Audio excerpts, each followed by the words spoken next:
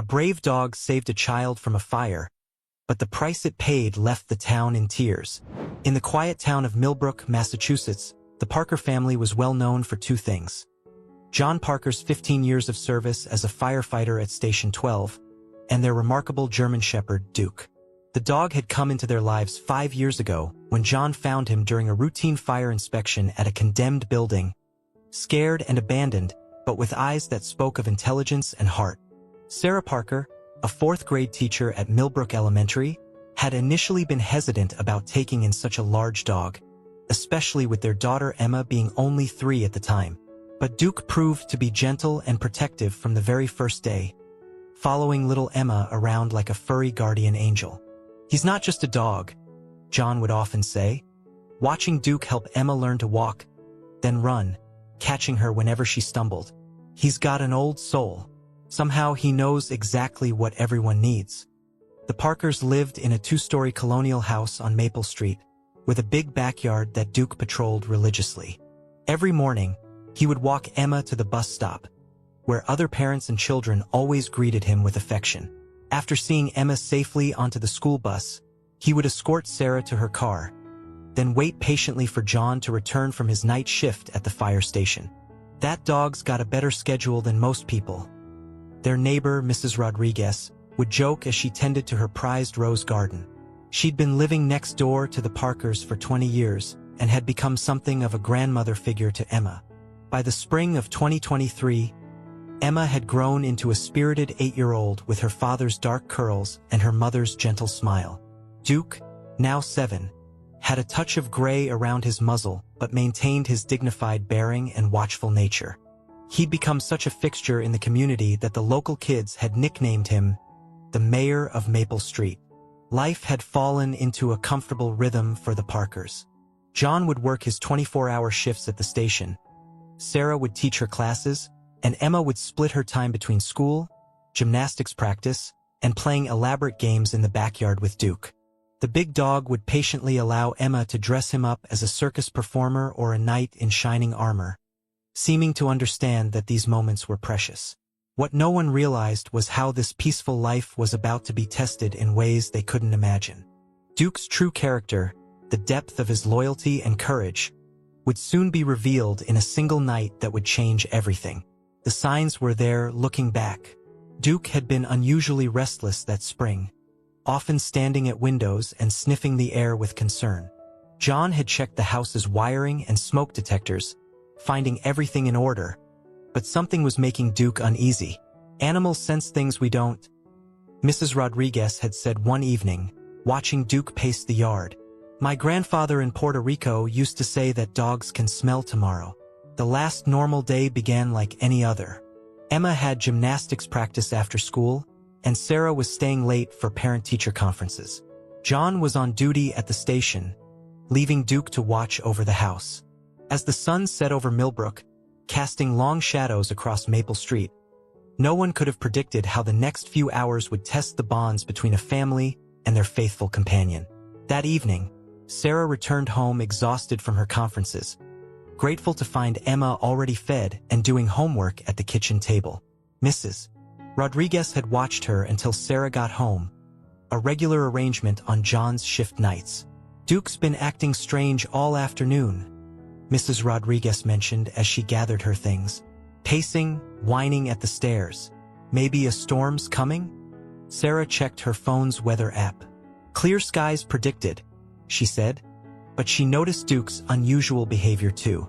Instead of his usual relaxed evening routine, he kept moving between Emma and the upstairs hallway, his ears alert and nose working overtime. By bedtime at 8:30, Sarah was ready to collapse. "Okay, sweetie, time for bed. Duke, come on, boy." Emma's bedroom was at the end of the upstairs hallway, decorated with gymnastics medals and string lights that cast a soft glow. Duke typically slept on his bed near Emma's door, but tonight he refused to settle. "Mom, Duke's being weird," Emma said as Sarah tucked her in. The dog kept going to the window, then the door, then back to Emma's bed. "He's just having an off night, honey. Try to sleep." Sarah kissed Emma's forehead and turned on her night light. "I'll be in my room if you need anything." Around midnight, Duke's behavior became more insistent. He went to Sarah's room, pulling at her comforter with gentle teeth until she woke up. "What is it, boy?" Sarah mumbled, still half asleep. The house was quiet, but Duke's agitation was unmistakable now. Then she smelled it, a faint odor like burning plastic. Sarah sat up, suddenly alert. Duke was already running toward Emma's room, barking now, not his usual bark, but something urgent and frightening. When Sarah opened her door, she saw the smoke. It was coming up through the heating vent in the hallway, thick and dark. The smoke detector suddenly blared to life, its harsh sound filling the house. "Emma!" Sarah screamed, running toward her daughter's room. The smoke was thickest there, seeping under the door. When she grabbed the doorknob, it was hot. Duke pushed past her, shouldering the door open with his weight. The scene inside was terrifying. Flames were already climbing the wall where Emma's desk sat, the old electrical outlet behind it spewing sparks. The smoke was so thick Sarah could barely see her daughter's bed. Emma was sitting up, coughing and confused. Before Sarah could reach her, there was a loud crack, and part of the ceiling came down, blocking the path between the door and the bed. Flames roared up through the new opening, reaching for the roof. "Mommy!" Emma screamed, trapped between her bed and the window. Sarah tried to move forward, but the heat pushed her back. She could hear sirens in the distance. The neighbors must have called 911. But they were minutes away, and the fire was spreading fast. That's when Duke made his decision. The big shepherd launched himself through the flames, ignoring the fire that caught his fur. He reached Emma's bed in 2 bounds, grabbing her pajama sleeve with gentle but firm teeth, the same careful grip he'd used when she was a toddler learning to walk. "Follow Duke, Emma," Sarah shouted through the smoke. "Come toward my voice." Duke guided Emma off the bed, keeping himself between her and the worst of the flames. The path he chose hugged the far wall, away from where the ceiling had collapsed. Sarah could see his fur smoking, could smell it burning, but Duke never hesitated. When they reached the door, Sarah grabbed Emma, scooping her up. "Run!" she screamed, and they fled down the stairs, Duke behind them, making sure they got out. They burst out the front door just as the first fire truck arrived, John leaping off before it fully stopped. "Sarah!" "Emma!" Emma was coughing but conscious. Sarah had some burns on her arms. But Duke, the brave shepherd, had collapsed on the front lawn.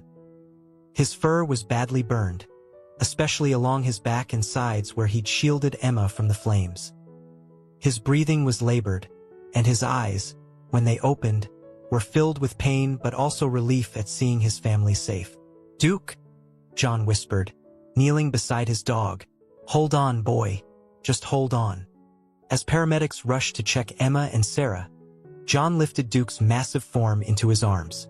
The dog that had just saved his daughter's life whimpered softly, then went still.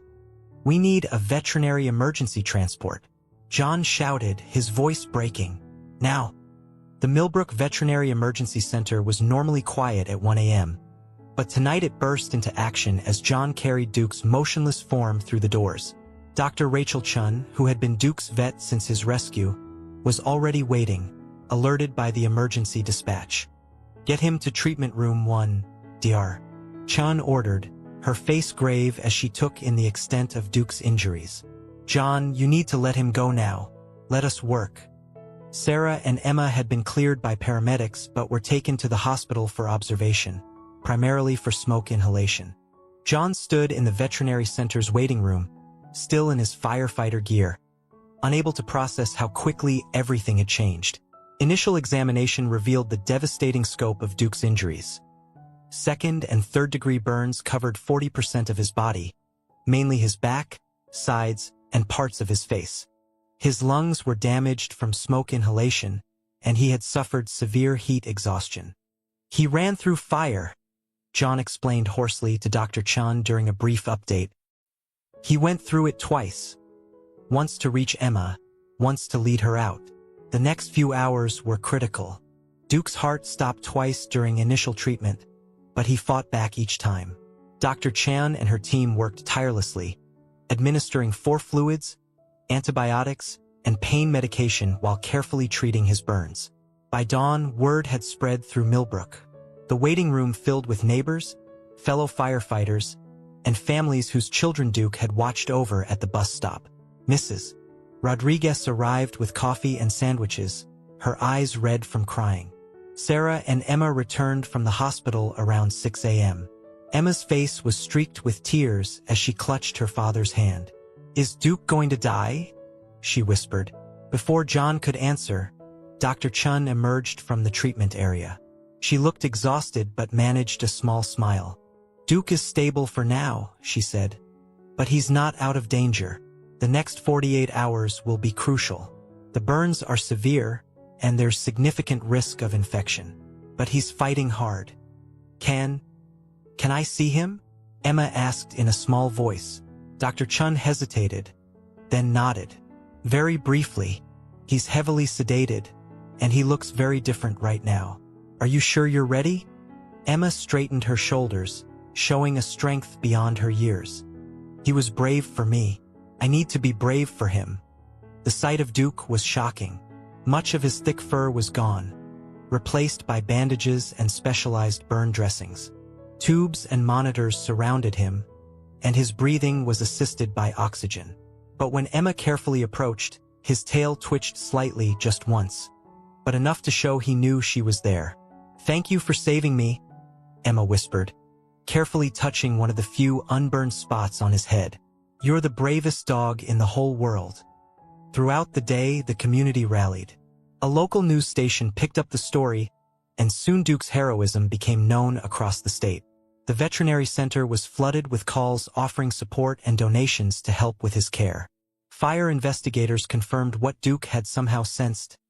Faulty wiring in the old electrical outlet had sparked the fire.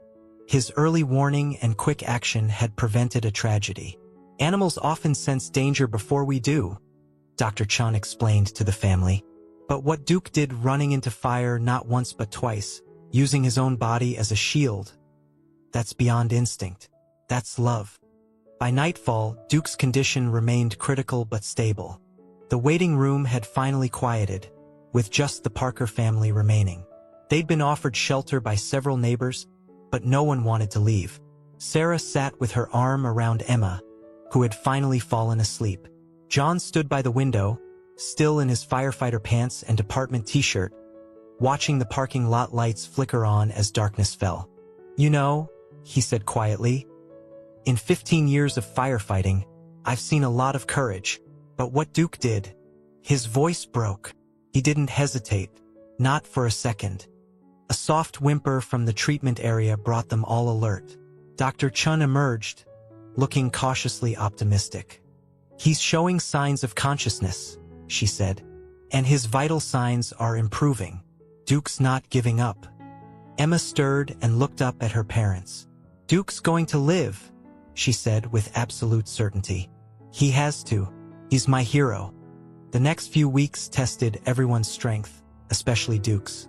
His recovery was a slow, painful process, marked by small victories and setbacks. Dr. Chan and her team worked tirelessly, using advanced burn treatments and constant monitoring to help him heal. The community's response was overwhelming. A local pet supply store organized a fundraiser for Duke's medical expenses, which quickly exceeded what insurance would cover. Children from Emma's school created a massive get-well card covered in paw prints and hearts. The fire station designated Duke an honorary firefighter, complete with a custom badge that John kept safe until his friend could wear it. Emma visited every day after school, sitting beside Duke's kennel and reading to him from her favorite books. Though heavily medicated, Duke would always manage to thump his tail weakly when he heard her voice. "The tail wagging is actually significant," Dr. Chun explained to Sarah one afternoon. "It shows his spirit hasn't been broken, despite the pain. That's crucial for recovery." By the third week, Duke was strong enough to attempt standing. His first steps were heartbreaking to watch, the once proud shepherd wobbling uncertainly, much of his fur gone, skin still raw and healing. But his determination was incredible. "Come on, Duke," Emma encouraged, holding a treat just out of reach. "You can do it." John and Sarah watched through tears as their dog struggled forward, one painful step at a time, until he reached Emma. The triumph in Duke's eyes as he gently took the treat spoke volumes about his will to recover. The physical injuries were only part of the challenge. Duke had developed anxiety about certain sounds and smells that reminded him of the fire. The hum of the heating system would make him tremble, and the smell of anything burning, even toast, would send him into a panic. Dr. Chun recommended an animal behavioral specialist, Dr. Marcus Thompson, who began working with Duke on his trauma response. Just like humans, dogs can develop PTSD, he explained. Duke needs to relearn that he's safe now. The Parkers' house had been severely damaged by the fire, requiring extensive repairs. During reconstruction, they stayed with Mrs. Rodriguez, who insisted her home was too empty anyway. Duke joined them there after his release from the veterinary center, and the familiar presence of their elderly neighbor seemed to help calm his fears. "Mi casa yes su casa," Mrs. Rodriguez would say, sneaking Duke extra treats when she thought no one was looking. "And this brave boy deserves all the spoiling he can get." One morning, about 6 weeks after the fire, Emma was getting ready for school when Duke did something unexpected. Despite his still healing injuries, he stood up and walked to the front door, just as he used to do every morning before the fire. "Mom," Emma called out, excited. "Duke wants to walk me to the bus stop." Sarah hesitated, concerned about his strength, but Dr. Chun had emphasized the importance of returning to normal routines when possible. They decided to try walking slowly, letting Duke set the pace. The sight of Duke and Emma making their way down Maple Street drew neighbors out of their houses. Many had tears in their eyes as they watched the pair's slow progress. Duke's fur was starting to grow back in patches, and while his gait was still unsteady, his head was held high. At the bus stop, other children gathered around carefully, having been taught by their parents how to be gentle with Duke now. One little girl presented him with a handmade collar decorated with felt flames and the word "hero" in glitter. "The fire tried to hurt you," she said solemnly, "but you beat it, Duke." That moment marked a turning point in Duke's recovery. Though he still had a long way to go, it was clear that his spirit, the essential part of him that made him not just a dog, but a beloved member of the community, remained unbroken. As summer approached, the Parkers' home was finally ready for their return. The reconstruction had included modern safety features, state-of-the-art smoke detectors, a sprinkler system, and special escape ladders for the upstairs windows. But moving back proved challenging, especially for Duke. The first time they brought him to see the rebuilt house, he stopped at the front walk, his whole body trembling. Despite the new paint and restored exterior, some deep memory of that terrible night held him back. "It's okay, Duke," Emma said softly, sitting beside him on the grass. "We can take as long as you need." She had become remarkably patient during his recovery, showing a maturity beyond her years. Dr. Thompson suggested they make the transition gradually, visiting for short periods before moving back permanently. Each visit, they'd bring some of Duke's favorite toys and treats, creating new, positive associations with the space. "The key is to let him set the pace," Dr. Thompson advised. "He'll tell you when he's ready." During one visit, something unexpected happened. Duke suddenly left Emma's side and walked purposefully up the stairs to her new bedroom. Everyone held their breath as he inspected every corner, nose working overtime. Finally, he lay down in the exact spot where his bed used to be, looking up at them expectantly. "He's not just checking the room," John realized, his voice thick with emotion. "He's returning to duty." That night, they brought Duke's new orthopedic bed, donated by a local pet store, and stayed in the house for the first time. Though Duke remained alert, his anxiety seemed manageable as long as his family was near. The community continued to show their support in touching ways. The local children's hospital invited Duke to become a therapy dog once he was fully recovered, recognizing that his story of survival could inspire young patients facing their own challenges. Mrs. Rodriguez planted a special garden in her yard in Duke's honor, full of bright flowers that attracted butterflies. "Every hero deserves their own garden," she declared, making sure to include all of Duke's favorite spots to rest in the shade. Duke's story spread beyond Milbrook. A children's book author approached the family about writing Duke's story, with proceeds going to help other injured rescue animals. Local schools began incorporating his tale into their fire safety programs, teaching children about both prevention and the extraordinary bonds between humans and animals. One remarkable afternoon, a family drove 4 hours to meet Duke. Their daughter, a burn survivor herself, had heard about him and insisted on coming to thank him personally. The girl sat quietly with Duke, sharing her own stories of recovery, while he listened with gentle attention. "He understands," the girl told her parents afterward. "You can see it in his eyes. He knows what it's like to hurt but keep going anyway." As Duke's physical wounds healed, leaving patches of scarred skin where his fur would never fully regrow, his inner strength seemed to shine even brighter. He still flinched at sudden noises and wouldn't go near the kitchen if something was cooking, but his dedication to his family never wavered. Emma's bus stop routine resumed, though at a slower pace. Duke would rest more often, and the other children learned to walk at his speed. Parents remarked that their kids had become more compassionate, more aware of others' needs, simply from watching how the community treated Duke. One evening, as the family sat on their new back porch watching the sunset, John received a call from the fire chief. The department wanted to establish a K-9 fire safety program, inspired by Duke's actions. They hoped Duke could serve as the program's ambassador once he was stronger. "What do you think, boy?" John asked, scratching behind Duke's ears. Ready to help teach other families how to stay safe? Duke's tail wagged slowly, and he leaned against Emma's legs. His scars were visible, but they told a story of courage and love that was changing their community in unexpected ways. As autumn painted Maple Street in warm colors, Duke's influence continued to grow in ways no one could have predicted. The K-9 fire safety program, now named Duke's Watch, had become a model for other departments across the state.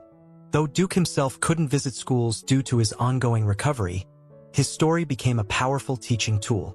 The children's book, Duke, the Hero of Maple Street, was published with beautiful illustrations showing Duke both before and after the fire, scars, and all. The author had insisted on depicting him realistically, believing it was important for children to understand that heroes don't need to look perfect. Sometimes being brave leaves marks, Emma would explain during reading sessions at the library, where she helped present Duke's story. "But that just shows how much you cared." Duke's influence extended beyond fire safety. Local veterinarians reported an increase in families adopting older rescue dogs, inspired by Duke's devotion to his adopted family. The shelter where John had first found Duke even created a special Senior Heroes program, focusing on finding homes for older dogs. One crisp October morning, something remarkable happened. The Parkers were having breakfast when Duke suddenly stood at attention, his ears forward. Before anyone could react, he began barking urgently, just as he had the night of the fire. John immediately checked the house's systems, finding nothing amiss. But Duke's insistence led them to call the fire department to check their elderly neighbor's house. The investigation revealed a slow gas leak in Mrs. Rodriguez's basement. Not yet dangerous, but potentially lethal if left undetected. "He's still protecting us," Mrs. Rodriguez said tearfully, hugging Duke carefully around his scarred shoulders. "Our guardian angel hasn't retired after all." This incident led to a new chapter in Duke's service. Though he couldn't return to his former active lifestyle, he developed an uncanny ability to detect potential dangers. The fire department began bringing him to inspect buildings where they suspected problems but couldn't pinpoint the source. "It's like he's turned his trauma into a gift," Dr. Thompson observed during a checkup. "Instead of letting his fears control him, he's using them to help others." Emma's gymnastics team dedicated their season to Duke, wearing his paw print on their uniforms and performing a routine titled Courage at their regional competition. They won gold, and Emma placed her medal around Duke's neck as soon as she got home. The scars on Duke's body began to be seen not as marks of tragedy, but as badges of honor. Children would point to them and tell each other the story of his bravery, embellishing it a little more each time until Sarah overheard one young boy claiming Duke had fought off a dragon to save Emma. "Well, fire is kind of like a dragon," Emma had replied diplomatically. "And Duke did fight it." As Christmas approached, the community organized a special celebration. The town square was decorated with lights, and a special ceremony was held to present Duke with the American Humane Hero Dog Award. The mayor declared December 15th Duke Day in Milbrook, a day dedicated to celebrating acts of courage and compassion.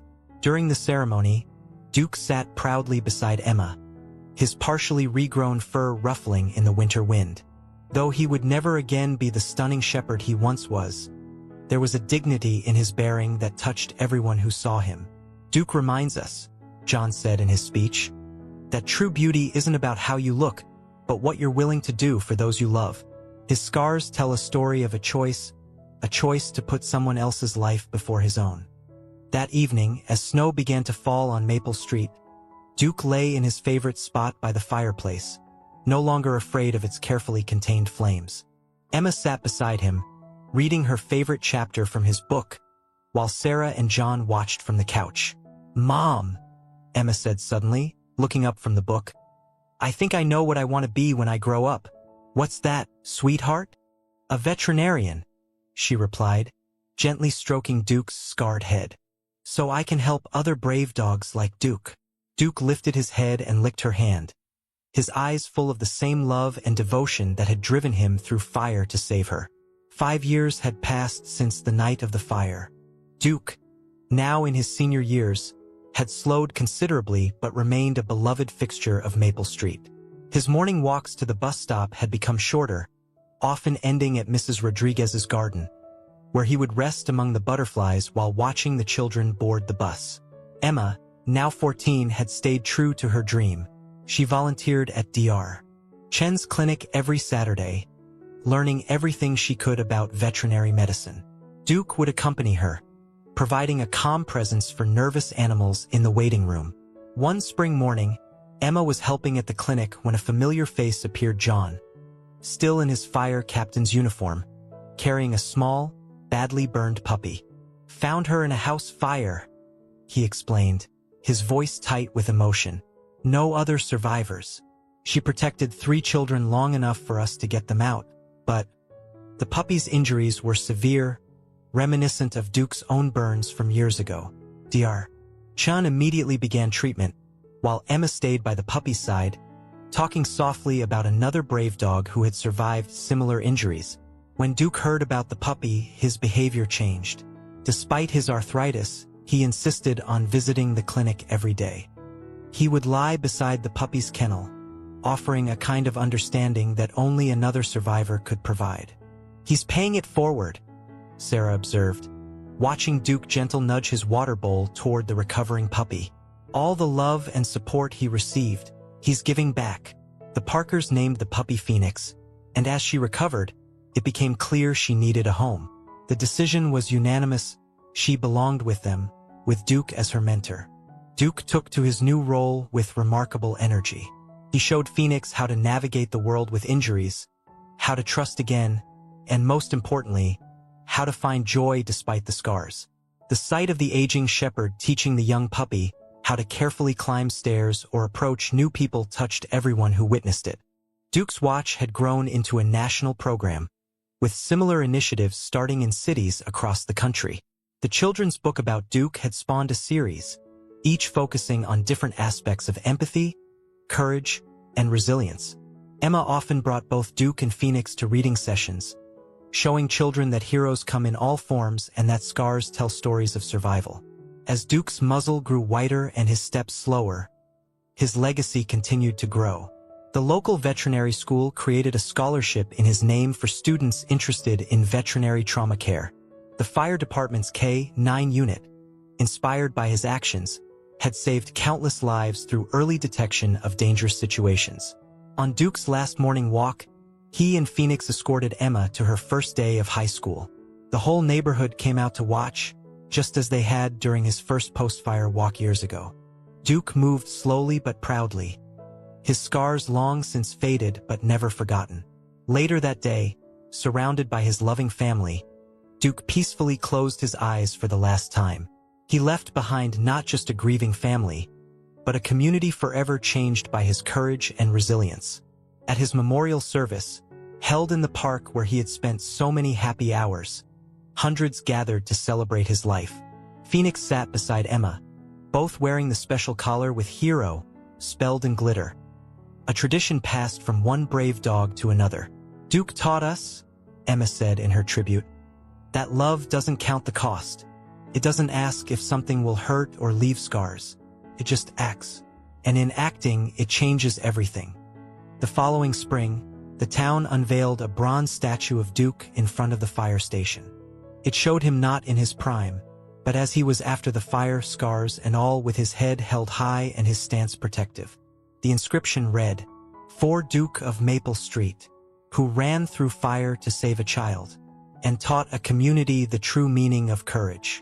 His scars showed us that love leaves marks, and his life showed us that heroes walk among us, sometimes on 4 legs." Phoenix, now fully grown and working as a therapy dog at the children's hospital, often sat beside the statue, as if seeking guidance from her mentor.